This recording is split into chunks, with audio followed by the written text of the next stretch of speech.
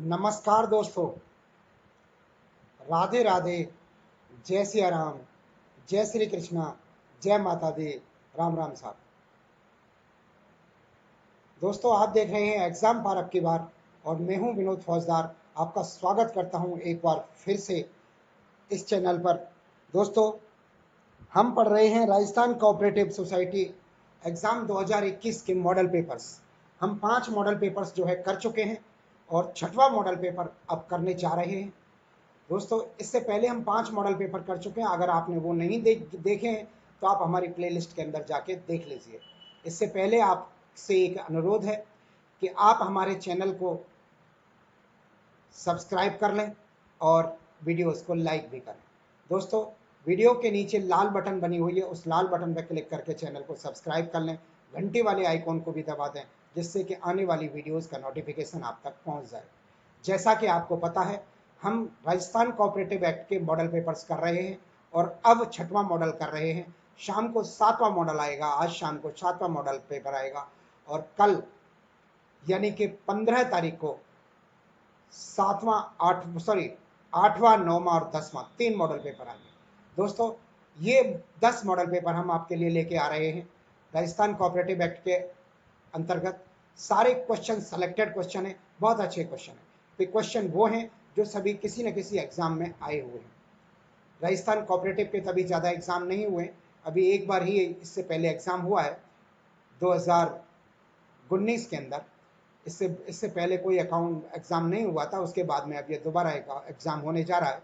तो जीके के प्रश्न हर एग्जाम में, किसी न किसी एग्जाम में, चाहे वो आरपीएससी का एग्जाम हो या आरएसएम एसएसबी का एग्जाम हो, राजस्थान के किसी न किसी एग्जाम में वो आए हुए हैं।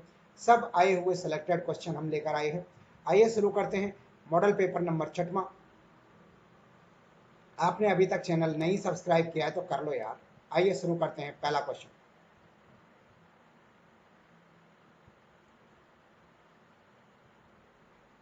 विशेष संकल्प क्या है? पहला क्वेश्चन है, विशेष संकल्प किसे कहते हैं? तो मत देने वाले कुल सदस्यों का 50% या उससे ज्यादा को कहते हैं। उपस्थित सदस्यों का 50% होना चाहिए या मत देने वाले सदस्यों का 2/3 बहुमत होना चाहिए। दोस्तों, विशेष संकल्प एक प्रस्ताव पारित किया जाता है सोसाइटी के अंदर। सोसाइटी के अंदर जो विशेष प्रस्ताव पारित किया जाता है, उस विशेष प्रस्ताव के अंदर होता है कि मत देने वाले सदस्यों का 50% या उससे ज्यादा व्यक्ति वहां पर उपस्थित होने चाहिए जो कि मत देंगे।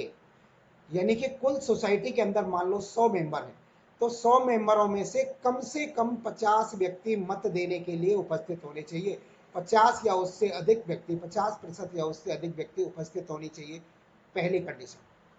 दूसरी कंडीशन, विशेष संकल्प मत तब पास होगा जब मत देने वाले सदस्यों के 2/3 बहुमत से ही विशेष संकल्प पारित हो सकता है। ऐसी स्थिति में इसका उत्तर हो जाएगा उत्तर नंबर 1 और उत्तर नंबर 3। ये दोनों तथ्य सही हैं। ये जो है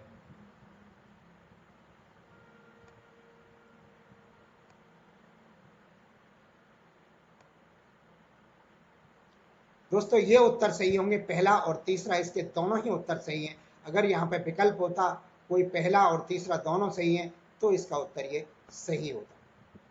अगले क्वेश्चन की तरफ चलते हैं। सहकारी सोसाइटी की संपत्ति और दायित्वों का अंतरण करने के लिए विशेष संकल्प पारित करने में कितने दिन पूर्व, विशेष संकल्प पारित करने से कितने दिन पूर्व रजिस्ट्रार को सूचित करना आवश्यक है? दोस्तों, सहकारी सोसाइटी की संपत्ति के दायित्व, संपत्तियों और दायित्वों का अंतरण करने के लिए, किसी भी संपत्ति या किसी भी जो है लाइबिलिटीज को ट्रांसफर करने के लिए एक विशेष संकल्प पारित किया जाता है और उस विशेष संकल्प को पारित करने से पहले रजिस्ट्रार महोदय को कितने दिन पहले सूचित किया जाना आवश्यक है? तो ये आवश्यक है, रजिस्ट्रार महोदय को जो है कम से कम 15 दिन पूर्व इस बात की सूचना दी जाएगी। अगले प्रश्न की तरफ चलते हैं। यदि वार्षिक साधारण बैठक निर्धारित समय के भीतर नहीं बुलाई जाती है तो रजिस्ट्रार या अधिकृत व्यक्ति द्वारा बुलाई गई बैठक के व्यय का भुगतान कौन करेगा? दोस्तों, अगर वार्षिक साधारण बैठक जो है किसी सोसाइटी के द्वारा, किसी समिति के द्वारा नहीं बुलाई जाती है तो रजिस्ट्रार महोदय या उसके अधिकृत किसी व्यक्ति के द्वारा वो बैठक बुलाई जाएगी और उसमें होने वाला समस्त खर्चा जो है या तो सोसाइटी के फंड से वसूला जाएगा या फिर ऐसे व्यक्ति से वसूला जाएगा जो कि बैठक बुलाने में विफल रहा है। अतः इसका सही उत्तर हो जाएगा ऑप्शन नंबर 4, इसका सही और सटीक उत्तर हो जाएगा। 2 व 3 दोनों सही। अगला प्रश्न, किसी ग्राम सोसाइटी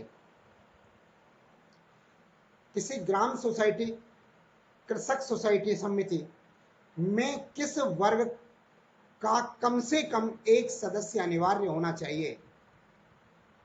किसी ग्राम सेवा सोसाइटी या कृषक सेवा सोसाइटी के अंदर किस वर्ग का व्यक्ति कम से कम एक व्यक्ति होना चाहिए? तो दोस्तों, SC ST का एक व्यक्ति, एक महिला, एक OBC वर्ग का, हर कैटेगरी का एक एक व्यक्ति होना अनिवार्य है। अतः इसका उत्तर हो जाएगा उपरोक्त सभी। अगले प्रश्न की तरफ रुख करते हैं।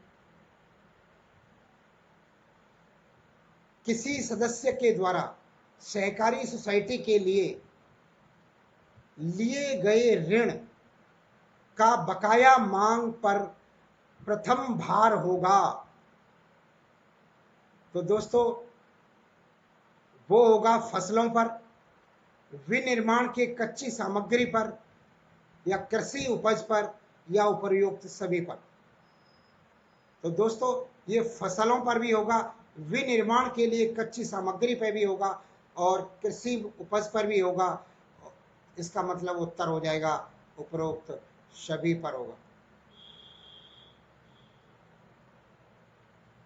ऑप्शन नंबर 4 इसका सही उत्तर हो जाएगा। अगला क्वेश्चन, कमजोर वर्गों के लिए विकास बैंक को किसी वर्ष में मंजूर किए जाने वाले उधार की कुल रकम का कम से कम कितना प्रतिशत देना होता है? कमजोर वर्ग को कितने प्रतिशत लोन देना होता है? कम से कम बैंक के लिए जो पैसा मिलता है, बैंक को जो पैसा अलॉट किया जाता है किसी वित्तीय वर्ष में, उसका कम से कम कितना प्रतिशत जो है कमजोर वर्ग को देना होता है? तो दोस्तों, वो देना होता है कम से कम 25% राशि जो है कमजोर वर्ग को देनी होती है। अगला क्वेश्चन, सहकारी सोसाइटी के परिसमापक का कौन सी धारा में उल्लेख है? तो बताइए, परिसमापक का कौन सी धारा में उल्लेख है? तो इसका उल्लेख है धारा 61 के अंदर।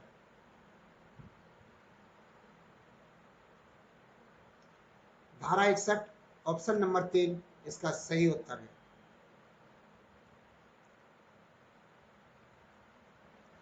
अगला क्वेश्चन, भूमि विकास बैंक के पक्ष में किए गए बंधकों और पट्टों का रजिस्ट्रीकरण अधिनियम कौन सा है? तो इसका अधिनियम है 1908। अधिनियम 1908 जो है भूमि विकास बैंक के पक्ष में किए गए रजिस्ट्रेशनों से संबंधित है। अगला प्रश्न, जो संपत्ति बेची न जा सके उसका अंतरण किस धारा के माध्यम से किया जा सकता है? तो उसका अंतरण जो है धारा 99 के माध्यम से किया जा सकता है। ऐसी संपत्ति जो बेची ना जा सके उसे धारा 99 के माध्यम से हस्तांतरित किया जा सकता है। अगला प्रश्न, सहकारी शब्द का दुरुपयोग करने वाले व्यक्ति पर अधिकतम कितने रुपए का जुर्माना लगाया जा सकता है? तो दोस्तों, जुर्माना तो अधिकतम 5,000 रुपए का लगाया जा सकता है, लेकिन 5,000 रुपए के जुर्माने के अतिरिक्त 6 माह की सजा का भी प्रावधान है अथवा दोनों का भी प्रावधान है इस पर।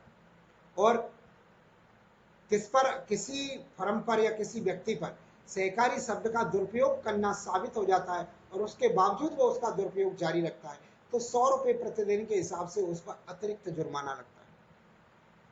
अगला क्वेश्चन, प्रतिवर्ष अधिकतम कितनी आय से कम वाले व्यक्ति कमजोर वर्ग में शामिल किए गए हैं? तो दोस्तों ये है 11,000 रुपये।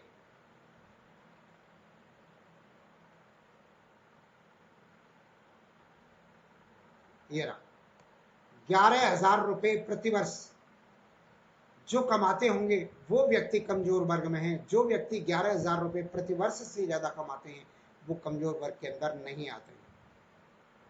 भाग संख्या 13 के अधीन रजिस्ट्रार द्वारा आदेश की प्रति अध्यक्ष और मुख्य कार्यकारी अधिकारी को प्रस्तावों पर विचार करने के लिए कितना समय दिया जाता है?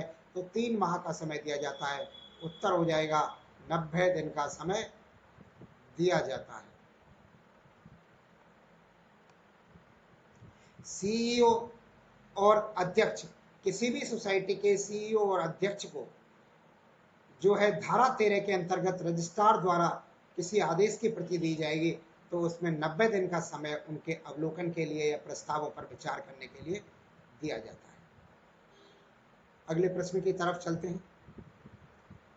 तो अगला प्रश्न है, समिति की बैठक की गणपूर्ति के लिए आवश्यक होता है विद्यमान समिति के कुल सदस्यों की 50% सदस्य संख्या, सदस्यों की उपस्थिति, अथवा 7 सदस्यों की उपस्थिति, अथवा विद्यमान सदस्यों के कुल सदस्यों के 50% या 7 सदस्यों में से जो भी अधिक हो से कम नहीं होगी की उपस्थिति, अथवा 40%। दोस्तों इसमें तीसरा ऑप्शन सही है कि कम से कम 7 सदस्य होने चाहिए या 50% सदस्य होने चाहिए। जो भी अधिक होगा वो कम से कम इनमें से होना चाहिए।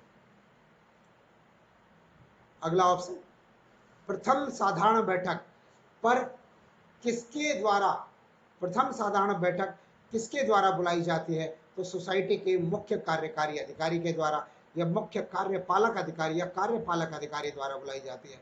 अगर मुख्य कार्यकारी अधिकारी नहीं है तो उसका सहायक मुख्य कार्यपालक अधिकारी भी किसी सोसाइटी की प्रथम बैठक बुला सकता है। अगला प्रश्न, किसी सोसाइटी का विभाजन, पुनर्गठन अथवा समामेलन के लिए किस धारा के अधीन कोई प्रस्ताव भेजा जाता है? तो ये भेजा जाता है धारा 11 के अंतर्गत। धारा 11 के अंतर्गत ये प्रस्ताव इस तरह का भेजा जाता है। अगला क्वेश्चन 16 नंबर का, कौन सा बैंक अपनी शेयर पूंजी, संचित निधि तथा भवन निधियों की कुल रकम में से संचित हानियों को घटाने के बाद रही कुल रकम के 20 गुना से अधिक का दायित्व उपगत नहीं करेगा? तो दोस्तों ये है भूमि विकास बैंक। भूमि विकास बैंक जो है इस निधि में 20 गुना से अधिक पूंजी नहीं लगाएगा, जबकि कृषि सहकारी बैंक 15 गुना से अधिक पूंजी नहीं लगाएगा और कोई सीमित संसाधनों वाली या सीमित क्षेत्र वाली या सीमित सोसाइटी जो है 10% से 10 गुने से अधिक जो है दायित्वों का उपगत नहीं करेगी। यानी कि सीमित सहकारी सोसाइटी के लिए, सीमित सोसाइटी के लिए ये 10 गुना है, कृषि सहकारी बैंक के लिए 15 गुना है और भूमि विकास बैंक के लिए यही चीज 20 गुना है। और इसके लिए रजिस्ट्रार की अनुमति की आवश्यकता नहीं होती। अगला क्वेश्चन, जनजाति उपयोजना क्षेत्र में आदिवासियों के ऋण, रोजगार एवं प्रशिक्षण प्रदान करने के लिए शीर्ष संस्था कौन सी है? तो दोस्तों शीर्ष संस्था है राजस संघ। इसका मुख्यालय उदयपुर के अंदर है। उदयपुर की संस्था है राजस। इसके द्वारा जनजातीय आदिवासियों के ऋण एवं रोजगार प्रशिक्षण आदि प्रदान किए जाते हैं। अगला प्रश्न है 19 नंबर का कि समिति की रिपोर्ट कि प्रति वार्षिक साधारण बैठक में कितने दिन पहले सोसाइटी केस को सूचना पट्ट पर दी जाती है? तो ये दी जाती है 14 दिन पहले। 14 दिन पहले सोसाइटी के सूचना पट्ट पर ये रिपोर्ट प्रस्तुत की जाती है। अगला प्रश्न, वर्तमान में जून 2021 तक सहकारिता मंत्री कौन हैं? बताइए, बहुत अच्छा क्वेश्चन। वर्तमान में इस समय सहकारिता मंत्री कौन है राजस्थान के? राजस्थान के सहकारिता cabinet minister, cooperative cabinet minister Anjana Udaylal. ध्यान रखना, उदयलाल अंजना जो है वर्तमान में कोऑपरेटिव के मिनिस्टर हैं। अगला प्रश्न की तरफ चलते हैं, जीके के प्रश्नों की तरफ हम रुख करते हैं। दोस्तों, जीके के प्रश्नों का उत्तर जो है हमारी इसमें आपको जो पीडीएफ मिलेगी उस पीडीएफ में नहीं मिलेगा। ये पीडीएफ जो है आज शाम को आपको मिल जाएगी। आज शाम तक आपको सारी पीडीएफ मिल जाएंगी। शाम को जो है 6 से 7 बजे के बीच में ये सारी पीडीएफ मिल जाएंगी। ये जो मॉडल पेपर पढ़ा रहे हैं हम, ये मॉडल पेपर भी मिल जाएंगे और इससे पहले के मॉडल पेपर भी मिल जाएंगे। इससे 6वें नंबर का मॉडल पेपर हम पढ़ रहे हैं, तो 6 मॉडल पेपर आपको मिल जाएंगे। वैसे 4 मॉडल पेपर तो अब तक आपको मिल गए होंगे। अगर नहीं मिले किसी कारण से तो शाम को 6 बजे दोबारा से 6 मॉडल पेपर्स को मैं आपको पीडीएफ जो है अपने टेलीग्राम चैनल पर दोबारा से दे दूंगा। जिन्होंने टेलीग्राम चैनल ज्वाइन नहीं किया है वो 6 बजे से पहले टेलीग्राम चैनल ज्वाइन कर लें, जिससे कि उन्हें मिल जाए, अदरवाइज फिर उन्हें कल मिलेंगे। दोस्तों, अभी तक आपने हमारा चैनल अगर सब्सक्राइब नहीं किया है तो चैनल को सब्सक्राइब कर लो और वीडियोस को भी लाइक कर दो। आइए चलते हैं हम पहले प्रश्न की ओर। जीके का प्रथम प्रश्न, बताइए उत्तर कौन सा है? मेवात क्षेत्र विकास कार्यक्रम के अंतर्गत निम्न में से किन जिलों को शामिल किया गया है? यानी कि मेवात क्षेत्र विकास कार्यक्रम में कौन कौन से जिले शामिल हैं? तो मेवात क्षेत्र कहाँ फैला हुआ है? आपको पता होगा भरतपुर और अलवर क्षेत्र के अंदर फैला हुआ है। तो ये जो है भरतपुर और अलवर इसका सही उत्तर होगा। मेवात विकास कार्यक्रम भी वहीं चलेगा जहां मेवात होगी, और मेवात भरतपुर और अलवर के अंदर। अगला क्वेश्चन, वित्त आयोग से पंचायती राज संस्थान के लिए प्राप्त अनुदान किसे दिया जाता है? तो वित्त आयोग से प्राप्त अनुदान जो दिया जाता है वो ग्राम पंचायतों को ही दिया जाता है।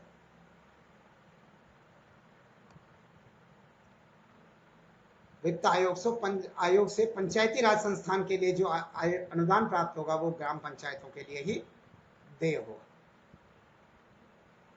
अगला प्रश्न, पंचायती राज व्यवस्था में प्रथम स्तर पर निर्वाचित निकाय और लोकतंत्र बुनियादी इकाई क्या है? लोकतंत्र की बुनियादी इकाई क्या है? तो इसकी भी बुनियादी इकाई जो है ग्राम पंचायत ही है। अगले प्रश्न की तरफ चलते हैं। चौथे नंबर का प्रश्न, निम्न में से राजस्थान के किस जिला औद्योगिक केंद्र में 31 मार्च 2017 तक सर्वाधिक बड़े पैमाने पर उद्योग कार्यरत हैं? तो दोस्तों, भिवाड़ी राजस्थान का एक ऐसी जगह है जो कि बहुत बड़ी इंडस्ट्रियल एरिया है। तो भिवाड़ी के अंदर जो है 31 मार्च 2017 तक सर्वाधिक उद्योग संचालित थे और वर्तमान में भी सर्वाधिक है। अगला प्रश्न, 2015-16 में राजस्थान का सर्वाधिक बाजरा उत्पादक जिला कौन सा है? दोस्तों, 2015-16 की बात करें या आज की बात करें, राजस्थान में सर्वाधिक बाजरा उत्पादक वाला जिला अलवर है। उत्पादन की दृष्टि से सर्वाधिक जो है अलवर जिले में सबसे ज्यादा बाजरा पैदा होता है, लेकिन क्षेत्र में बुवाई की दृष्टि से बाड़मेर में ज्यादा बुवाई होती है। नमदा का उत्पादन होता है, नमदा का उत्पादन कहाँ होता है? बताइए। ऑप्शन है टोंक, बूंदी, जयपुर और अजमेर। तो नमदा के उत्पादन कौन से जिले में होता है? नमदा का उत्पादन कौन से जिले में होता है? तो दोस्तों, नमदा का उत्पादन जो होता है वो टोंक जिले के अंदर होता है। अगला प्रश्न, राजस्थान में प्रधानमंत्री कृषि सिंचाई योजना कब क्रियान्वित की गई थी? तो राजस्थान में प्रधानमंत्री कृषि सिंचाई योजना जो क्रियान्वित की गई है वो की गई है 2015-16 के अंदर। 2015-16 में जो है प्रधानमंत्री कृषि सिंचाई परियोजना जो का जो संचालन किया गया है। क्या आप बता सकते हैं कि प्रधानमंत्री कृषि सिंचाई योजना जो है कितनी योजनाओं से मिलके बनी है? ये योजना कुछ योजनाओं को मिलाकर, पहले से कुछ योजनाएं चल रही थी, उन सब योजनाओं को इकट्ठा करके एक नई योजना बनाई जिसका नाम प्रधानमंत्री कृषि सिंचाई योजना रखा। तो इसके अंदर कितनी योजनाएं को मिलाया गया है? नंबर ऑफ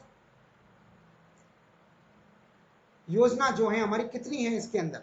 1 2 3 4 कितनी है? हमने पिछले मॉडल पेपर में इस क्वेश्चन इसके बारे में पढ़ा है जो मैं आपसे पूछ रहा हूं। अगला क्वेश्चन,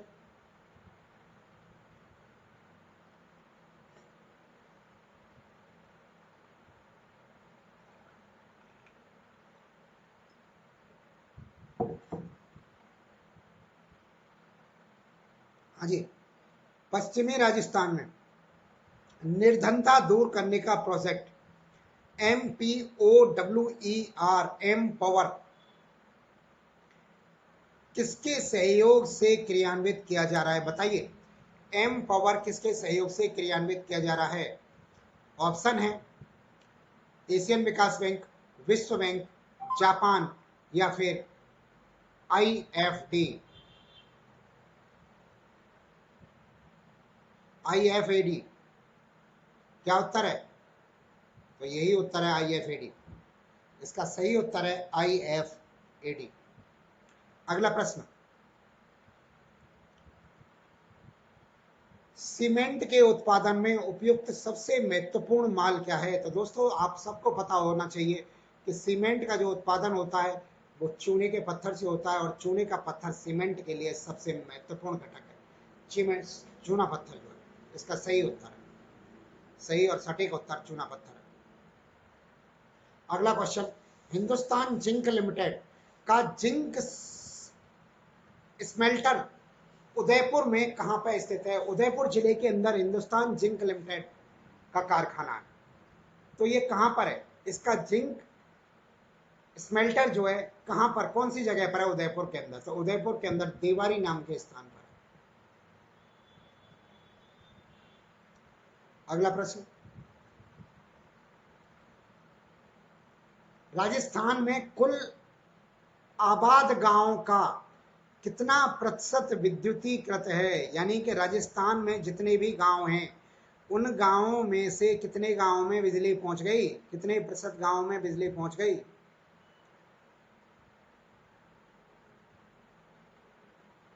अब वो बिल देते हैं सरकार को, नहीं देते हैं वो अलग बात, मगर सरकार ने उन तक बिजली पहुंचा दी। तो कितने प्रतिशत गांवों तक पहुंचा दी? तो 100% गांवों तक राजस्थान में बिजली पहुंच गई है। अगला प्रश्न, राजस्थान में गैर परंपरागत स्रोतों से ऊर्जा के उत्पादन हेतु भारत सरकार के नवीन एवं नवीनीकरण ऊर्जा मंत्रालय की नोडल एजेंसी कौन सी है? राजस्थान में गैर परंपरागत स्रोतों से ऊर्जा के उत्पादन हेतु भारत सरकार के नवीन एवं नवीनीकरण ऊर्जा मंत्रालय की नोडल एजेंसी कौन सी है? तो दोस्तों ये है राजस्थान अक्षय ऊर्जा निगम। ये जो है नोडल एजेंसी है राजस्थान में गैर परंपरागत स्रोतों से ऊर्जा उत्पादन के लिए। भारत सरकार के नवीन एवं नवीनीकरण ऊर्जा मंत्रालय की नोडल एजेंसी राजस्थान अक्षय ऊर्जा निगम लिमिटेड है। अगला प्रश्न,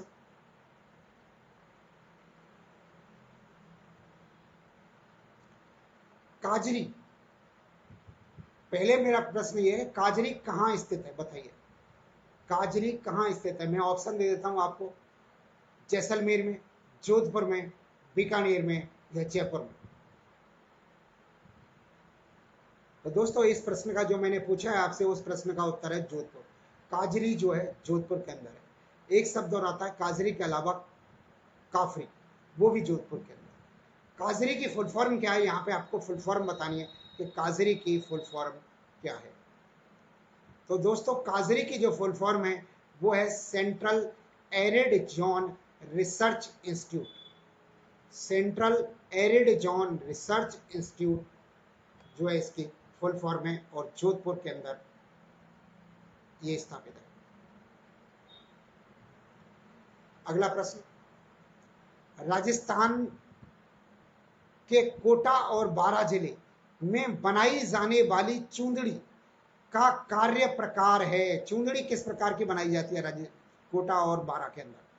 जो महिलाएं चुंदरी पहनती हैं वो चुंदरी कोटा और बारां में बनाई जाती है, वो किस प्रकार की है? ऑप्शन है टाई एंड डाई, पॉटरी का निर्माण, या हाथ की कढ़ाई, या पेंटिंग की जाती है। तो दोस्तों ये टाई एंड डाई विधि से बनाई जाती है। ये जो बनाई जाती है टाई और डाई विधि से जो है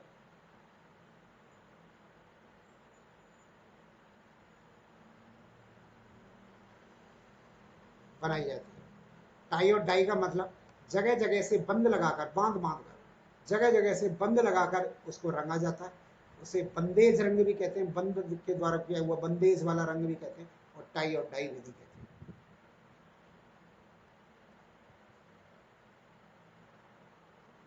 अगला क्वेश्चन, राजस्थान में रोजगार सृजन हेतु पिछली 3 वार्षिक योजनाओं के बल में बल दिया गया है। किस चीज पर बल दिया गया? प्राथमिक क्षेत्र पर, कौशल विकास पर, या आईटी सेक्टर में, या सड़कों के निर्माण पर? रोजगार को बढ़ावा देने के लिए रोजगार सृजन हेतु किस चीज पर बल दिया गया है? बताइए। तो दोस्तों प्राथमिक क्षेत्रों पर बल दिया गया कि जो प्राइमरी सेक्टर्स हैं वहां पर उसको बढ़ावा देने के लिए जो है मेन फोकस किया गया है।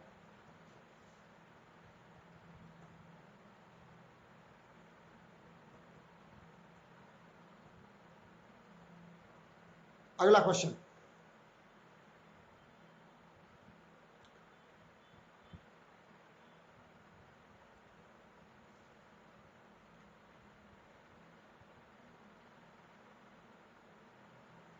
निम्न शहरों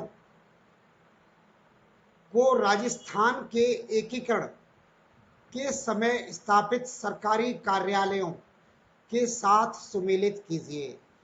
दोस्तों राजस्थान के जब एकीकरण चल रहा था तो राजस्थान के एकीकरण के चतुर्थ चरण में जब बृहद राजस्थान का निर्माण हुआ था, चतुर्थ चरण के अंदर जब बृहद राजस्थान का निर्माण हुआ था, जोधपुर को राजधानी बनाया गया था, जोधपुर नरेश को राज प्रमुख बनाया गया था, और इसके अंदर जैसलमेर, बीकानेर और जयपुर, सॉरी जोधपुर को नहीं, जयपुर को राजधानी बनाया था, मैं गलत कह गया आपको, जयपुर को राजधानी बनाया था और जयपुर नरेश को ही राज प्रमुख बनाया था, और जोधपुर, बीकानेर और जैसलमेर को शामिल किया गया था बृहद राजस्थान के समय पे, एकीकरण के समय पे।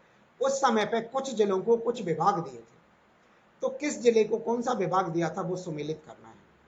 आइए देखते हैं। तो भरतपुर जिले में जो विभाग खोला गया था वो खोला गया था कृषि विभाग भरतपुर के अंदर। जोधपुर के अंदर हाईकोर्ट की स्थापना की गई थी, बीकानेर के अंदर शिक्षा विभाग की स्थापना की गई थी, और उदयपुर के अंदर माइंस डिपार्टमेंट यानी खनिज विभाग की स्थापना की गई थी। इस तरह से ये स्थापित किए गए थे। आज भी इनके प्रमुख कार्यालय इन्हीं जगहों पर हैं।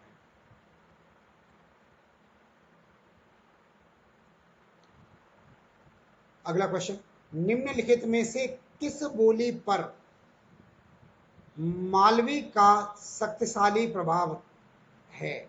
बताइए। मालवी भाषा का प्रभाव किस बोली पर है? पहला ऑप्शन ढूंढाड़ी, दूसरा अहिरवटी, तीसरा वांगड़ी, और चौथा मेवाती। बताइए कौन सा ऑप्शन सही है?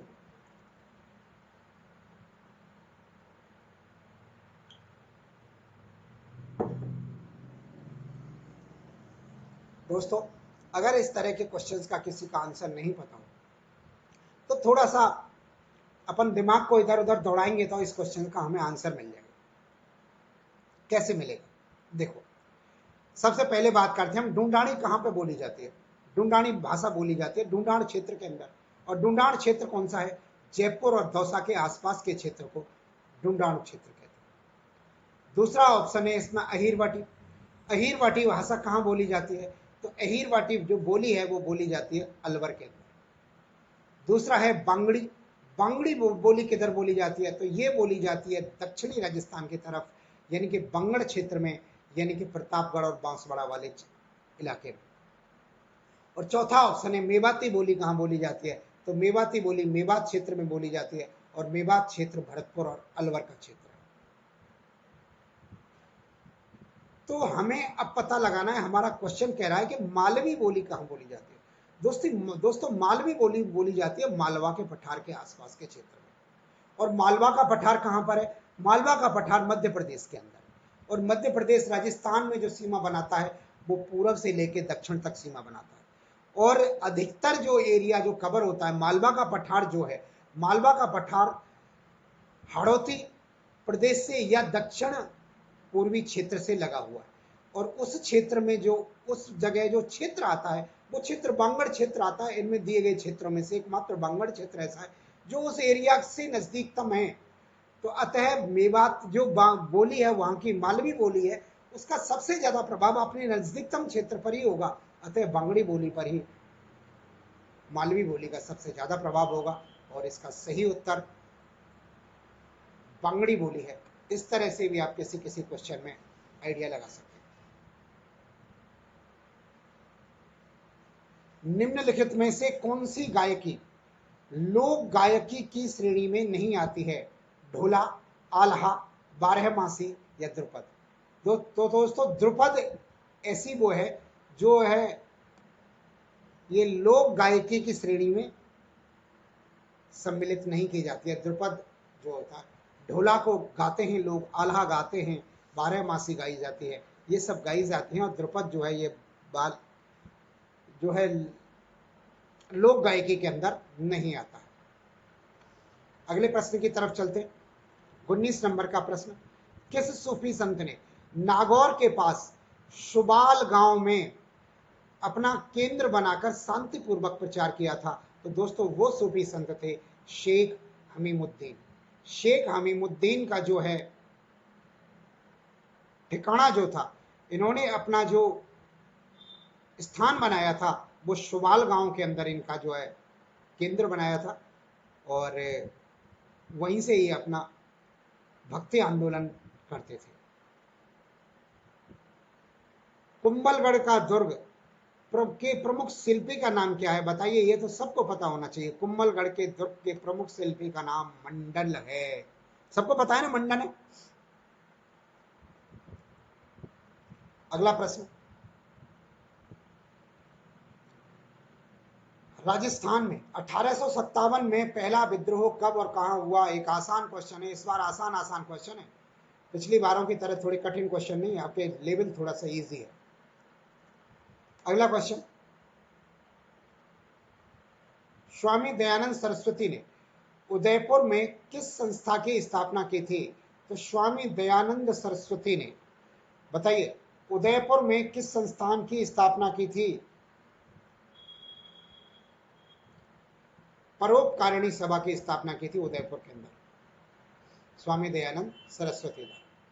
जोधपुर में महामंदिर राजस्थान के किस संप्रदाय की प्रमुख गढ़ी है? बताओ जी। जोधपुर में महामंदिर राजस्थान के किस संप्रदाय की प्रमुख गद्दी है? तो इसका सही उत्तर है नाथ संप्रदाय की या नाथ पंथ की जो है जोधपुर में प्रमुख गद्दी है। अगला प्रश्न, शीश फूल नामक आभूषण कहां पहना जाता है? दोस्तों नाम से ही जाहिर हो रहा है, शीश फूल है। शीश पे पहने जाना वाला फूल तो सिर पर ही पहना जाएगा।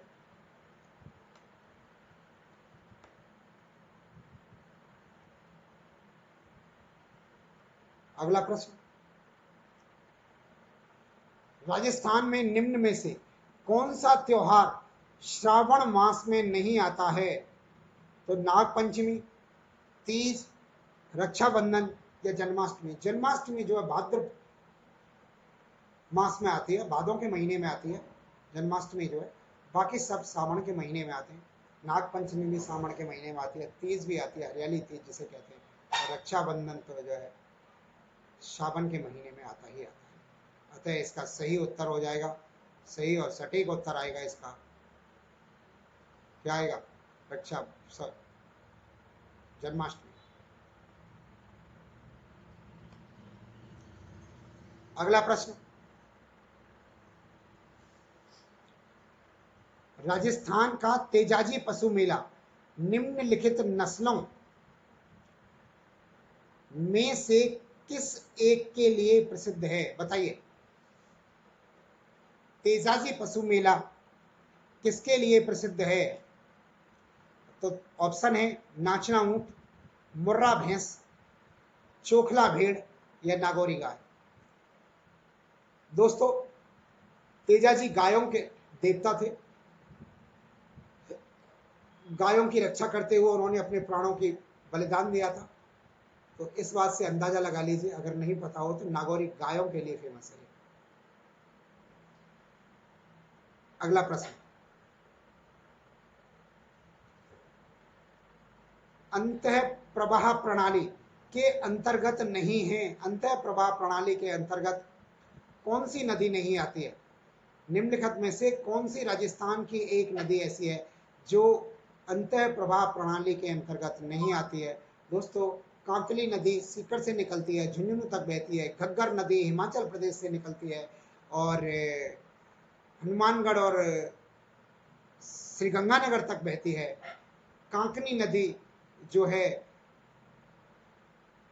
अंतः प्रवाह की नदी है, पार्वती नदी इसमें से अंतः प्रवाह की नदी नहीं है। इसका सही उत्तर हो जाएगा ऑप्शन ए, सही और सटीक आंसर होगा। अगला प्रश्न, भारत में सबसे अधिक विस्तृत क्षेत्र में कौन सा वन प्रकार है? तो सबसे ज्यादा वन भारत में किस क्षेत्र में विस्तृत है?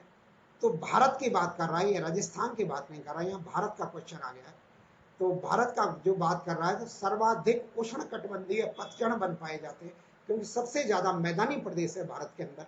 मैदानी क्षेत्र जो है सबसे बड़ा है और मैदानी क्षेत्रों में पर्णपाती वन पाए जाते हैं। उष्ण कटिबंधीय शुष्क पर्णपाती वन जो है मैदानों में पाए जाते हैं। ऑप्शन नंबर सी इसका सही उत्तर है। अगला क्वेश्चन 29 नंबर का,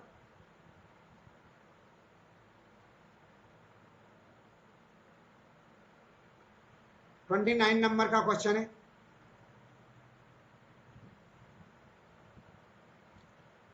राजस्थान में 2011 की जनगणना के अनुसार ग्रामीण लिंगानुपात क्या है? दोस्तों, केवल ग्रामीण लिंगानुपात पूछा है। ग्रामीण लिंगानुपात क्या है 2011 की जनगणना के अनुसार? तो ग्रामीण लिंगानुपात जो है 953 है, ये उसका बिल्कुल सही उत्तर है। अगला क्वेश्चन, कौन से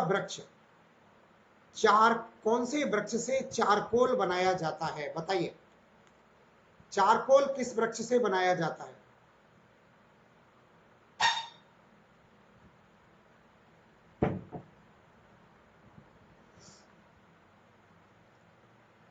दोस्तों, इसके ऑप्शन है बबूल, पीपल, धोकड़ा और पलास। चारकोल होता क्या है, पहले मैं आपको ये बता दूं चारकोल क्या होता है।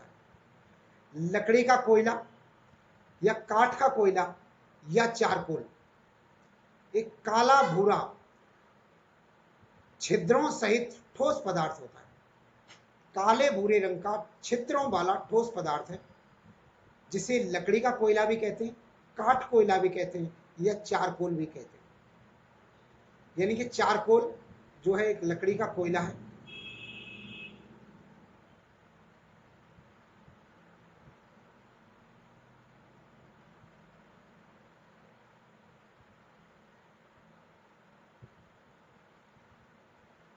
और ये चारकोल जो है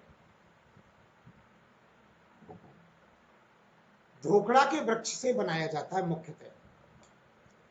लेकिन दोस्तों, इसका सही उत्तर जो है धोकड़ा बोर्ड ने नहीं माना है।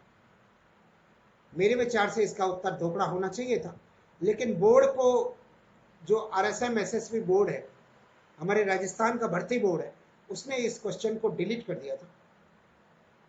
इसका उत्तर उन्होंने इसमें से किसी से भी नहीं माना था, या हो सकता है एक से ज़्यादा हो, क्योंकि धोकड़ा से चारकोल बनता है, इतना मैं कंफर्म हूँ कि धोकड़ा से चारकोल बनता है। लेकिन बोर्ड ने इसका उत्तर धोकड़ा नहीं माना था, इस क्वेश्चन को डिलीट कर दिया था। आप लोग मुझे कमेंट्स में बताएं इस क्वेश्चन का क्या उत्तर हो सकता है। मेरे विचार से धोकड़ा उत्तर होना चाहिए था। अगले प्रश्न की तरफ चलते हैं।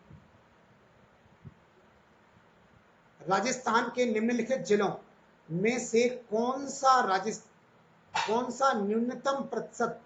न्यूनतम वन क्षेत्र वाला जिला है? तो दोस्तों सबसे कम वन राजस्थान में वन सर्वेक्षण रिपोर्ट 2019 के अनुसार चूरू जिला है। चूरू जिले में सबसे कम वन पाए जाते हैं और उदयपुर जिले में सबसे ज्यादा वन पाए जाते हैं।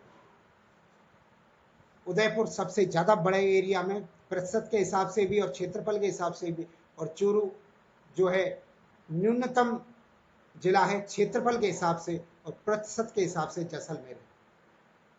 चूरू में सबसे कम 83 वर्ग किलोमीटर में मात्र वन पाए जाते हैं।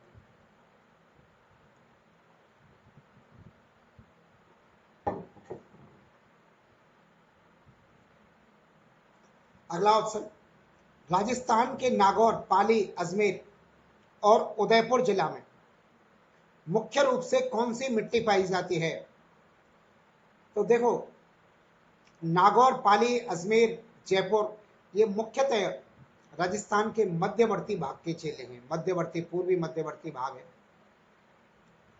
और जो रेतीली मिट्टी पाई जाती है वो रेगिस्तान के अंदर पाई जाती है। लाल मिट्टी जो है दक्षिणी राजस्थान या पर्वतीय प्रदेश में पाई जाती है, और भूरी मिट्टी जो है अक्सर करके पश्चिमी राजस्थान में ही पाई जाती है। तो सिरोजेम्स मिट्टी बनती है, जो कि इसका सही उत्तर है। सिरोजेम्स मिट्टी इस एरिया में पाई जाती है। सही और सटीक उत्तर सिरोजेम्स है। अगला क्वेश्चन, राजस्थान में 100 टापुओं वाला क्षेत्र किसे कहते हैं? 100 टापुओं का शहर कौन सा कहलाता है? बांसवाड़ा। राजस्थान में मालपुरा करौली का मैदान किस नदी का बेसिन है? दोस्तों एक नदी है जो कि मालपुरा से लेके मालपुरा टोंक जिले में पड़ता है, मालपुरा टोंक से लेके करौली तक एक मैदान का निर्माण करती है।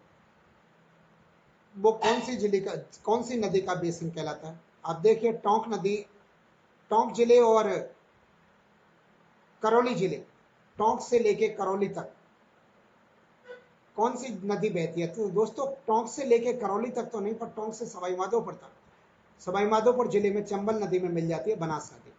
तो ये बनास नदी का जो बेसिन आता है वो करौली जिले तक आता है। अतः इसका सही उत्तर होगा करौली जिला, वो सॉरी बेसिन, बनास बेसिन जो है इसका सही उत्तर होगा। बनास नदी का बेसिन है। अगले प्रश्न की तरफ चलते हैं। 36 नंबर का क्वेश्चन, राजस्थान के किस शहर में the Sardar Patel global centre for security, council terrorism and anti insurgency स्थापित की गई है? बताइए किस जिले के अंदर ये स्थापित की गई है? ऑप्शंस हैं कोटा, अजमेर, जोधपुर और जयपुर। किस जिले में स्थापित की गई है?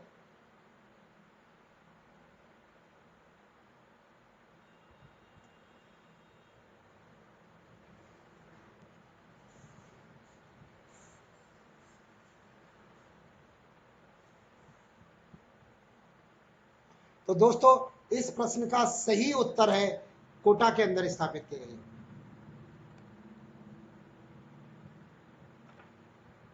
अगला क्वेश्चन,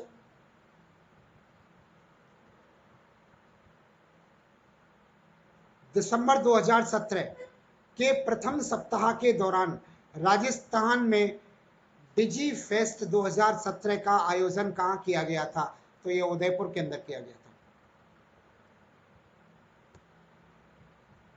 डिजी फेस्ट 2017 का जो आयोजन है उदयपुर के अंदर किया गया था 2017 में। अब तो 2 साल से कोई फेस्टिवल हो ही नहीं रहा कोरोना महामारी के चक्कर में। राजस्थान के किस शहर में विश्व संगीत उत्सव का आयोजन 2018 में किया गया था? यह भी उदयपुर के अंदर किया गया था। अगला प्रश्न, 16 मई 2018 को वाणिज्य उद्योग मंत्रालय के द्वारा बौद्धिक संपदा प्रतीक चिन्ह लॉन्च किया गया था। इस प्रतीक चिन्ह का नाम क्या था? क्या नाम था इस प्रतीक चिन्ह का? 39 नंबर बताइए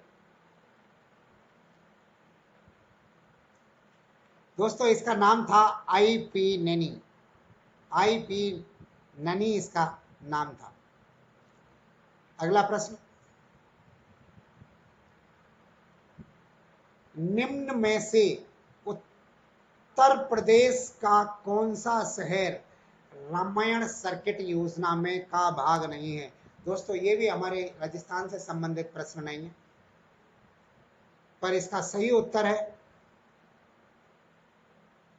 वाराणसी। वाराणसी जो है रामायण सर्किट का भाग नहीं है। अगला क्वेश्चन, निम्न में से किस वर्ष चंपारण सत्याग्रह के 100 वर्ष पूरे हुए थे? तो चंपारण सत्याग्रह के 100 वर्ष पूरे हुए हैं 2017 में। सन 2017 में चंपारण आंदोलन के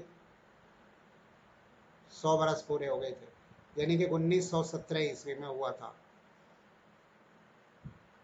अगला प्रश्न, निम्न में से किस दिन भारत में राष्ट्रीय दिवस मनाया जाता है? निम्न में से किस दिन भारत में राष्ट्रीय मतदाता दिवस मनाया जाता है? तो दोस्तों राष्ट्रीय मतदाता दिवस जो है 25 जनवरी को मनाया जाता है। इसका सही उत्तर 25 जनवरी हो जाएगा। अगला क्वेश्चन, अपूर्वी चंदेला निम्न में से किस खेल से संबंधित है? तो अपूर्वी चंदेला एक शूटर थी, निशानेबाजी शूटर थी, ये राइफल शूटिंग से इनका संबंध है। अगला प्रश्न,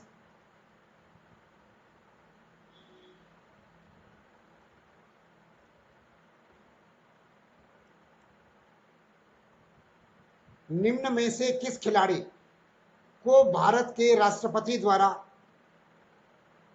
तेजिंग नार्गो नेशनल एडवेंचर अवार्ड 2017 दिया गया था? तो ये दिया गया था प्रेमलता अग्रवाल को।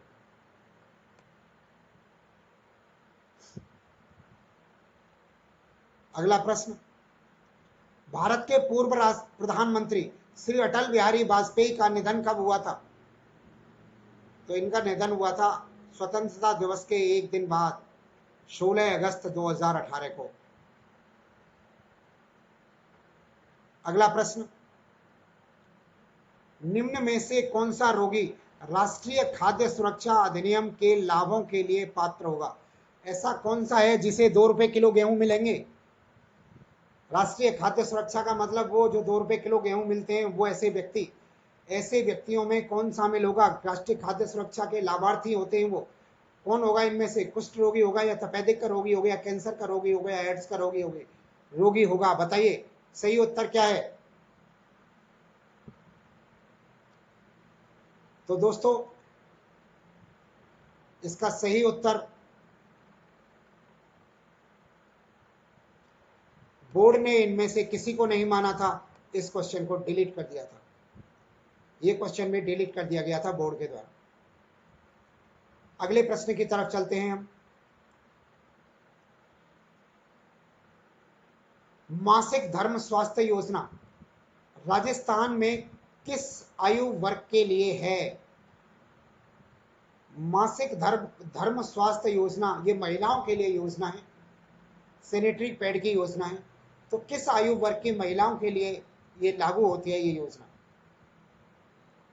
तो दोस्तों ये योजना जो लागू होती है, प्रभावी होती है, ये है 15 से 45 वर्ष की महिलाओं के लिए। 15 से 45 वर्ष की महिलाओं के लिए ये योजना जो है प्रभावी होती है। आगे है, बजट 2018-19 के अनुसार 80 वर्ष से अधिक व्यक्तियों, 80 वर्ष से ज्यादा उम्र के व्यक्तियों के साथ यात्रा करने वाले सहायक को राजस्थान रोडवेज की बसों में कितनी टिकट लगती है, कितनी छूट मिलती है? तो दोस्तों 50% टिकट लगती है या 50% की छूट मिलती है। अगर कोई 80 वर्ष का व्यक्ति उसके साथ आपके साथ जाए तो याद रखना आपकी टिकट सिर्फ 50% ही लगेगी। भारत ने यूएन को समर्पित करने के 2018 में थुम्बा भूमध्य रेखीय रॉकेट लॉन्चिंग स्टेशन भारत ने यूएन को समर्पित करने के पश्चात कितने वर्ष पूरे किए हैं? तो 50 वर्ष पूरे कर लिए हैं। और आज का अंतिम प्रश्न पढ़ते हैं, भारत का पहला फ्लोटिंग ट्रीटमेंट वेटलैंड भारत के किस शहर में शुरू किया गया है? बताइए। भारत का पहला फ्लोटिंग ट्रीटमेंट वेटलैंड भारत के किस शहर में शुरू किया गया है? तो दोस्तों ये शुरू किया गया है हैदराबाद में। ये थे हमारे आज के क्वेश्चन। आपको हमारा वीडियो कैसा लगा कमेंट करके जरूर बताइए। जिन लोगों ने सब्सक्राइब नहीं किया है वो सब्सक्राइब, इस तरह की लाल बटन बनी हुई है, उस बटन पर क्लिक करके जो है सब्सक्राइब कर लो। घंटे वाले आइकॉन को भी दबा दो, ये वाला जो घंटे वाला आइकन है इसको भी दबा दो, जिससे कि नोटिफिकेशन मिल जाए। और हमारी वीडियोस को भी लाइक करिए। वीडियो देखने के लिए आपका बहुत बहुत धन्यवाद, आभार। जय हिंद, जय भारत।